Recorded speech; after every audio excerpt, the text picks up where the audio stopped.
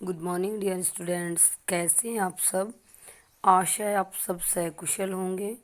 हिंदी की online class में आज अपन अपनी बुक का अभ्यास 1 पार्ट 1 ऊँट चला ये करेंगे। ठीक है, बहुत सुंदर कविता है, इंटरेस्ट के साथ पढ़ेंगे। ठीक है, और जितना आपको सबसे पहले बता दें, जितना पढ़ाया जाए क्यों नहीं वो कितना ये है कि आपको कविता पढ़ाई जा रही है, क्वेश्चन आंसर करवाए जा रहे हैं, ये सब आप उसी टाइम टू टाइम अपना अपडेट रखना। ठीक है।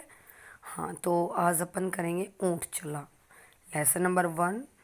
अपनी जो टेक्स्ट बुक है उससे लेसन नंबर 1 को करेंगे आज अपन ऊँट चला।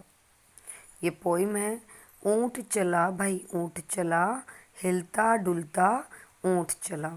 इसमें देखिए, इस पोइम में ऊँट की विशेषता और ऊँट के बारे में संपूर्ण वर्णन है।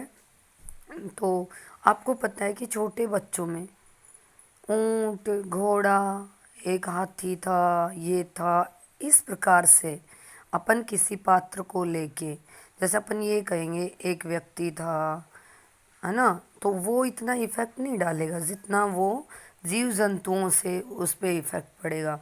क्योंकि उनमें पता है, उसमें वो चीज़ें भी आती है कि ऊँट क्या बोलता है, शेर बोलता है, तो वो उसमें कल्पना आई ना, उसके अंदर वो चीज़ें आई ना, एक्टिविटी आई कि उस उनके माइंड में ये आया कि ये इन पात्रों के माध्यम से उनमें जिज्ञासा और दुगुनी होती है। तो इस पाठ में ऊँट को लेकर कवि ने अपनी कविता रची है। ऊँट चला भाई ऊँट चला, कि देखिए ऊँट चला, ऊँट जा रहा है। हिलता डुलता ऊँट चला, कि हिलता घूमता हुआ ऊँट चला। इतना ऊंचा ऊँट चला, कि कितना ऊंचा है। अब जैसे अपन किसी बच्चे के सामने ये कहें कि ऊँट कितना ऊंचा है, एक मिनट, कि ऊँट कितना ऊंचा है, तो बच्चे के माइंड में आता है ना कि भाई कितना ऊंचा ऊँट है, आया ना। तो इससे क्या है कि बच्चे के मन में एक जिज्ञासा प्रवृत्ति आई, जिज्ञासा कि वो कितना ऊंचा होगा। जैसे ही उसके सामने आया, इतना ऊंचा ऊँट चला, कि ऊँट इतना ऊंचा ऊँट चला, कि कितना ऊंचा ऊँट होगा। तो ऊँट चला भाई ऊँट चला, तो इस प्रकार से बच्चे के माइंड में वो चीज़ें आई कि जो उसके बारे में बच्चा सोचेगा कि कितना ऊंचा है। उसको देखते ही उसके मन में ये आएगा कि ऊँट इस छत के जितना है, पेड़ के जितना है, हाथी के जितना है, ये सब उसके माइंड में घूमने लग गई ये चीज़ें। इस प्रकार से जो कविता लगा लो या कहानी लगा लो, सभी में पात्र ज़्यादातर जानवरों को लेके रखे जाते हैं। ऊंची गर्दन ऊंची पीठ, पीठ उठाए ऊंट चला, कि ऊंची गर्दन, कि जिसकी गर्दन ऊंची है और पीठ भी क्या है, ऊंची है। पीठ उठाए, और पीठ को उठाते हुए अर्थात ऊंची करते हुए ऊंट चला, कि पीठ को उठाते हुए ऊंट चला। अर्थात ऊंट चला भाई ऊंट चला, हिलता डुलता ऊंट चला, कि ऊंट जा रहा है घूमता घूमता। कितना इतना ऊंचा ऊंट चला, कि कितना ऊंचा ऊंट है। ऊंट चला भाई ऊंट चला, कि कितना ऊंचा ऊंट है, इसकी गर्दन कितनी ऊंची है, पीठ कितनी ऊंची है, और को इस पीठ को उठाए हुए अर्थात इस पीठ को ऊंचा करते हुए ऊंट चला। बालू है तो होने दो, बोझ ऊंट को ढोने दो, कि बालू बालू मिट्टी होती है जो रेतीली मिट्टी होती है जो, कि बालू मिट्टी है तो रहने दो। अर्थात अगर रेगिस्तान में ही होती है, कि अगर रेगिस्तान है तो रहने दो। रेगिस्तान में बालू मिट्टी होती है ना, बालू मिट्टी वो होती है जो बहुत ही पतली मुलायम और जिसमें बहुत ही जल्दी पैर नीचे धंस जाते हैं, जिनमें अपन चल भी नहीं पाते हैं। लेकिन ये ऊँट चल सकता है। कैसे चल सकता है? क्योंकि इसके पैर गद्दीदार होते हैं, चौड़े होते हैं। ऐसे इनका पैर होता है जो गद्दीदार होते हैं, चौड़े चौड़े होते हैं, और ये जब ऐसे गद्दीदार पैर टिकते हैं तो वो धंसते कम है। इस प्रकार से बालू मिट्टी में भी ये ऊँट चल सकते हैं।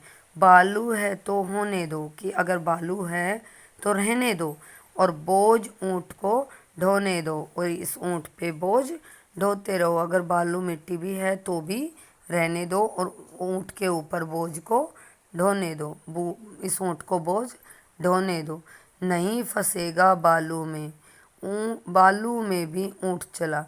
मैं जो अभी बता रही थी कि नहीं फंसेगा, कि ये ऊँट नहीं फंसेगा, बालू में भी नहीं फंसेगा, कि ये बालू मिट्टी में भी ऊँट नहीं फंसेगा। क्यों नहीं फंसेगा? जो अभी मैंने बताया था कि इनके पैर गद्दीदार होते हैं, चौड़े होते हैं, और चौड़े चौड़े होने के कारण इनके पैर होते हैं वो गद्दीदार होते हैं, जिस वजह से ये बालू में भी नहीं फंसता है। जब उस बालू मिट्टी पे टिकता है तो वो गद्दीदार पैर होते हैं, वो नीचे जाते नहीं हैं, धंसते नहीं हैं। नुकीले पतले पैर अगर हों तो वो नीचे धंस जाए और उस बालू मिट्टी में इनसे भी नहीं चला जाए। बट इनके पैर क्या होते हैं? चौड़े चौड़े और गद्दीदार होते हैं, वो नीचे नहीं धंसते हैं। नहीं फंसेगा बालू में, बालू में भी ऊँट चला, कि ऊँट बालू में भी चला। जब थक कर बैठेगा ऊँट, इसके बाद देखिए कि जब ये थक कर बैठेगा, किस करवट बैठेगा ऊँट, कि किस करवट से बैठेगा। अगर मतलब कहने का मतलब है अगर ये बैठेगा तो किस तरह बैठेगा, किस करवट से बैठेगा। भाई दाईं करवट लेके बैठेगा या बाईं करवट लेके बैठेगा, बता सकेगा कौन भला, कि ये भला कौन बता सकता है। ऊँट चला भाई, ऊँट चला, कि ये बताओ कि ये कौन बता सकता है कि ये ऊँट किस करवट पे बैठेगा, कि जब ये थक जाएगा तब ये बैठेगा तो ये किस करवट पे बैठेगा। ये कोई नहीं बता सकता, कि ये हम नहीं कह सकते कि ये ऊँट जब बैठेगा तो किस करवट पर, कि ये किस करवट पर बैठेगा। ये हम अभी नहीं बता सकते कि ये किस करवट पे बैठेगा। जब ये थक कर बैठ जाएगा तो हम ये नहीं कह सकते कि ये ऊँट किस करवट पर बैठेगा। बता सकेगा कौन भला, कि ये कौन बता सकता, अर्थात ये तो कोई नहीं बता सकता कि ये किस करवट पे बैठेगा।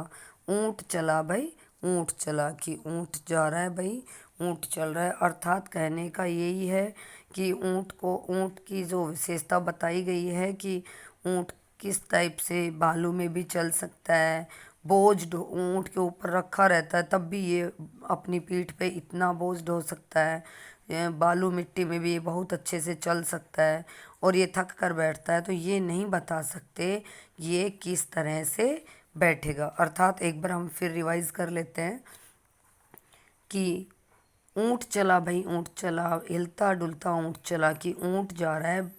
ऊँट की विशेषता बताई जा रही है कि ये किस तरह से हिलता डुलता हुआ चल रहा है। इतना ऊंचा ऊँट चला, कि कितना ऊंचा है ये ऊँट, ये जा रहा है। तो ये बच्चों आपको बता दूँ कि आप अपने आइडिया लगाओ कि ऊँट कितना ऊंचा रहता है।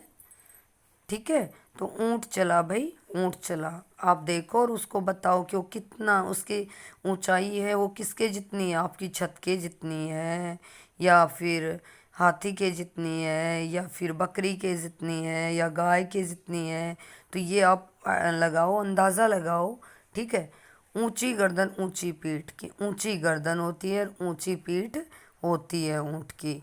ऊँट चला भाई, ऊँट चला, पीठ उठाए ऊँट चला, कि पीठ को उठाते हुए ऊँट चला।